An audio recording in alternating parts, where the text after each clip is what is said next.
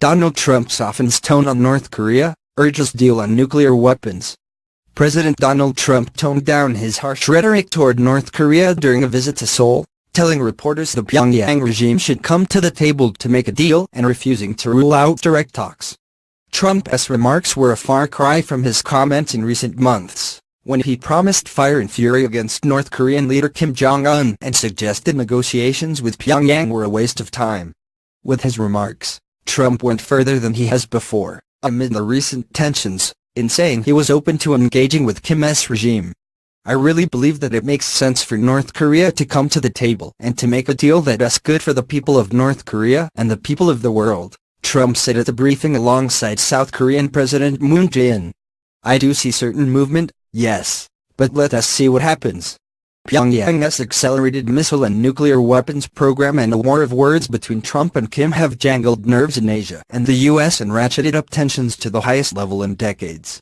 Nowhere is that anxiety felt more acutely than in Seoul, with a metropolitan area of more than 25 million people in a location in striking range of the regime's hundreds of artillery guns. "Talks and some kind of deal are the only way out of this," said John Delury, an associate professor of Chinese studies at Yonsei University in Seoul.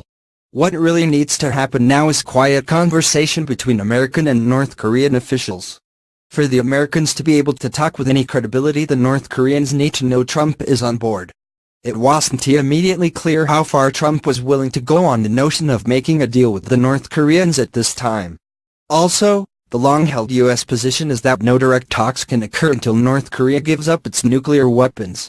North Korea has said it wants to negotiate away its nuclear weapons unless the U.S. drops its hostile policy toward the nation and offers security guarantees.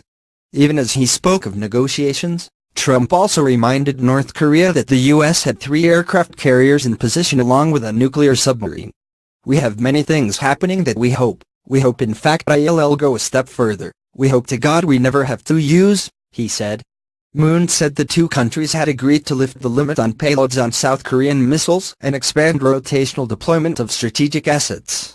They also plan to start talks over selling high-end military surveillance assets to South Korea, he said. "Trump and I have reaffirmed our existing strategy of pushing for sanctions and pressure until North Korea gives up its nuclear talks and comes to the path of dialogue," he said.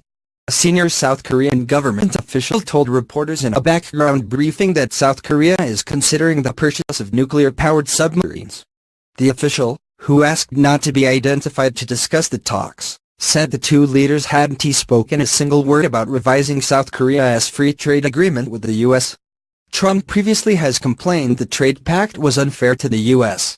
More recently, however, he has said any renegotiation can wait as the two nations work together to solve the North Korea problem. Trump's comments appear likely to sow further confusion about the U.S. stance toward North Korea. In early October, he tweeted that he had told Secretary of State Rex Tillerson that he is wasting his time trying to negotiate with Little Rocket Man, his derisive name for Kim. In a follow-on tweet, he said, "Save your energy, Rex. We'll do what has to be done." When on the 2nd of October, Trump's spokeswoman Sarah Huckabee Sanders said now is not the time to talk and